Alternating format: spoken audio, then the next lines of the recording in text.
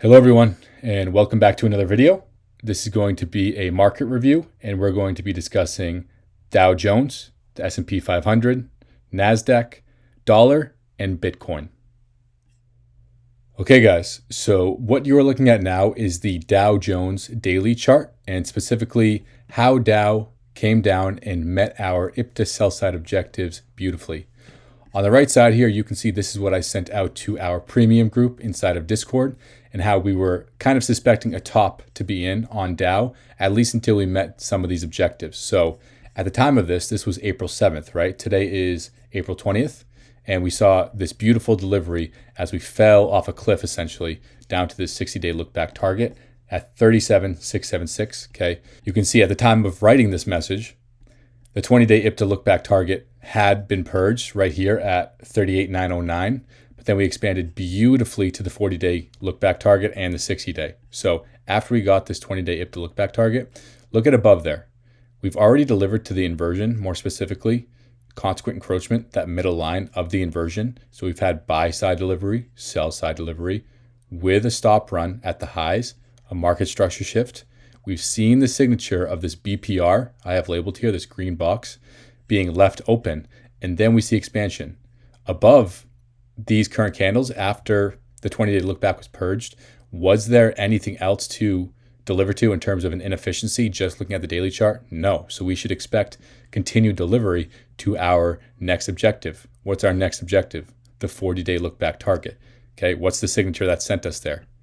This bearish immediate rebalance. Beautiful delivery there. Very similar almost, right, to what we saw up here, where we came up into the wick and had this immediate rebalance. Okay, so we expand lower through that 40-day look back. Using that same logic we just discussed, look above the 40-day look back. After we purge that, is there an inefficiency to balance out? No. So what's reasonable to expect here on Dow? Continue delivery to our next target. We can target this sell side liquidity here, right? If we're looking for more of a conservative target before we get that 60-day look back target, we can look for a fill of this daily BISI here that is not charted, but where my cursor is. And then of course we deliver beautifully down to that 60-day look back objective. So this was sent out April 7th, as I already mentioned, inside of Discord. So if you guys are not in Discord yet, be sure to join. That link is in the description of this video. And our 20-day look back range is here. So our 20-day look back target is 51, 24, 25. By extension, what do you want to see get taken? That swing low from March 15th, 51.6775. And see how we fell just short of that yesterday? So inducement, building up more sell side liquidity.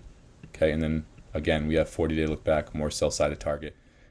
Okay, everyone. So now fast forwarded to current market price here on the S&P 500 daily chart. We can see that on top of the previous clip, right, where we wanted to see 51.6775, this sell side liquidity get taken. That did, of course, get taken. And then we got our 20-day look back target, and we've gravitated towards our 40-day look back target here on the S&P. We haven't gotten it yet, of course, but we did get it on NASDAQ, as you will see shortly. But you can also see on the right side here on the screenshot from Discord. This is from the premium portion of the Discord server. Okay, the link to that is in the description. But you can see that these sell side objectives and this chart in general was sent out on April 14th, okay, when price was actually in between, right? Because this was I believe it was a Sunday. Yeah, so this was the Friday candle. So it was after this close, right? So couple 100-point move, very good expansion here, right? The rest of the review actually discussing how price got down here on top of just the IPTA look back targets is reviewed in the Discord, especially in the free portion. So if you are not in the Discord already, be sure to go join that. But really nice delivery here on the S&P, okay? And now we have to see if we continue lower. Do we get our target 2, which is our 40-day look back? Do we get our 60-day look back target, which is target 3? Okay, guys, and now just going to NASDAQ real quick. We can see that on that same day, April 14th, inside of Discord, we were looking at these targets for NASDAQ's IPTA sell side objectives. You can see target 1 was that 20-day look back here at 18,00625. And then our 40-day look back target, which was target 2 at 17,449 even. And then, of course, by extension, if we're going to gravitate towards that 40-day look back target, you expect that sell side liquidity to be purged here. So you can see I have labeled and I've added to this chart HP inversion, HP just meaning higher probability. We've discussed this type of concepts and how I internalize this PD array on the channel before. But why was this a high probability inversion? To act as resistance and push price lower to our sell side objectives. The algorithm initially, many times here, was utilizing this inefficiency to make the highs once more, to run that buy side liquidity right here. And then we close back below it. Then what do we expect? We expect that wick back and rejection away from that high probability inversion. So of course, we've gotten the 20-day look back. We've gotten this sell side liquidity here at 17606.5. We've gotten the 40-day look back objective, and we have not gotten the 60-day look back target yet. And we have been expanding pretty aggressively, as you guys know, this past week. So we need to see at the start of the week, are we going to have any sort of retracement, let some market structure develop, and then I will update the plan on NASDAQ going forward inside of Discord between ES. That's when it's best case scenario. So we've already delivered up there, ran the buy side a couple times. Buy side delivery, right? Sell side delivery through it.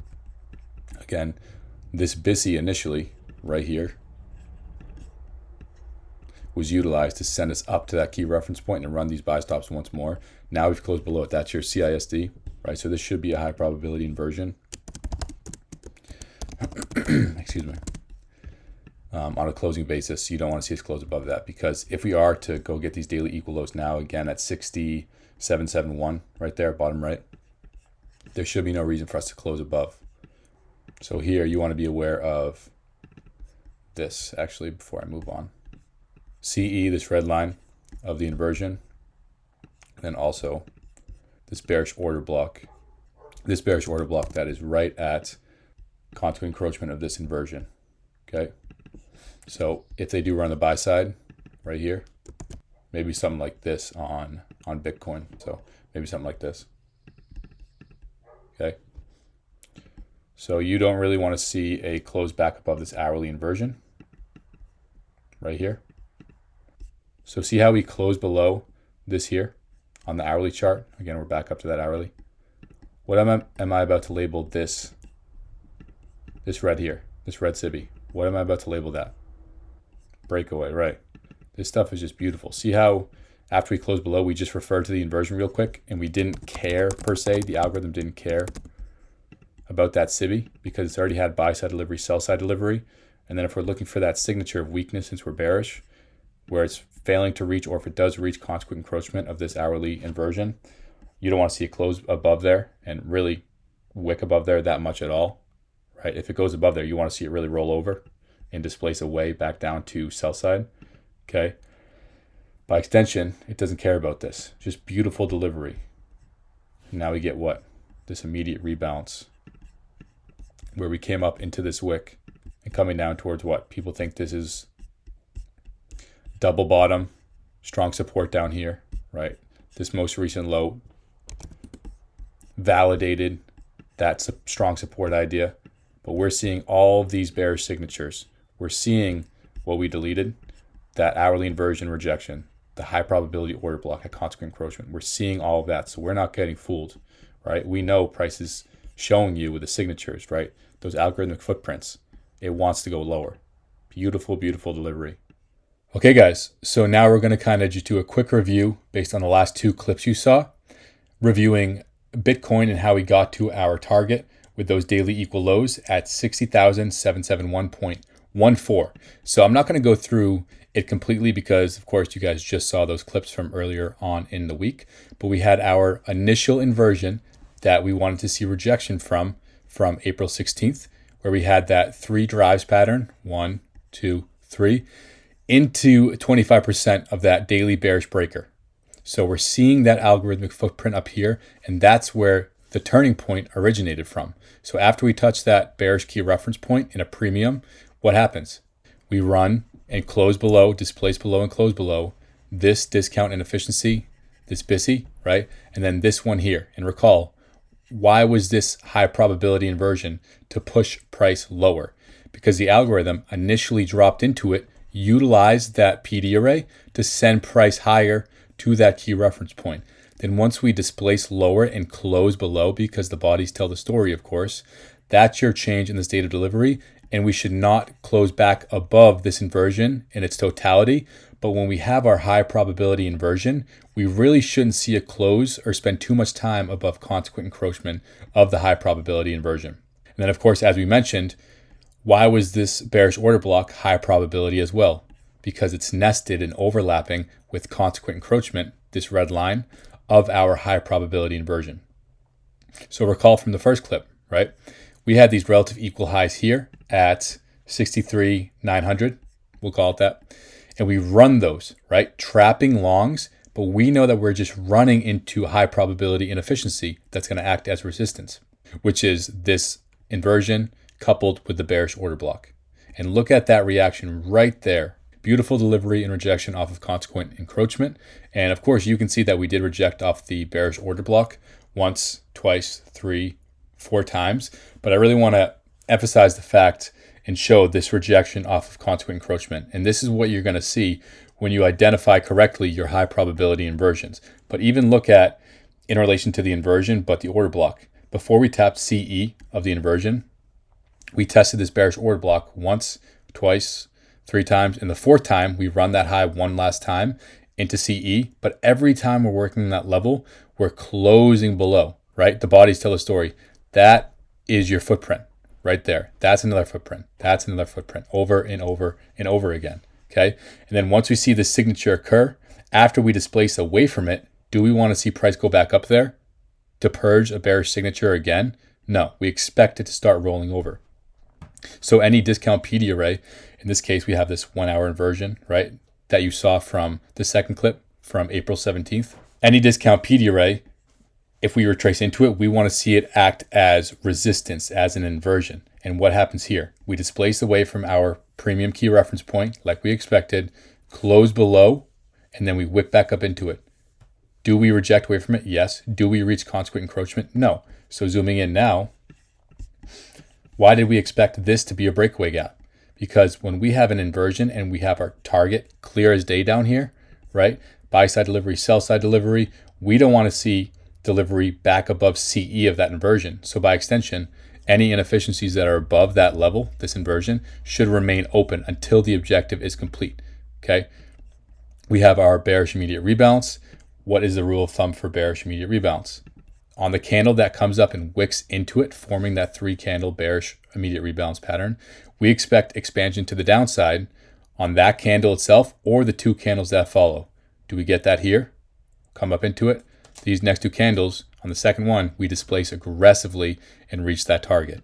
Beautiful delivery there. And just to kind of wrap this up, right? This sell side liquidity, like we mentioned, was just inducing longs, convincing traders one last time that these daily equal lows, right, was a double bottom, was a triple bottom, whatever it was, strong support.